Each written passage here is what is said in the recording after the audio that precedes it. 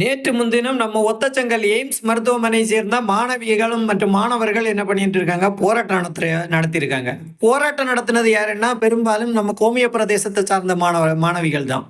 அதுல ஒரு 10 பேர் பேசுறாங்க. 10 பேர்ல ஒருத்தனுக்குமே இங்க ஆங்கிலம் தெரியல. ஆனா 10 பேருமே என்ன சொல்றாங்க, எங்களுக்கு மொழி பிரச்சனையா இருக்கு, மொழி பிரச்சனையா இருக்குன்னு.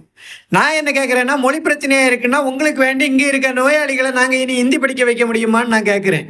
சரியா?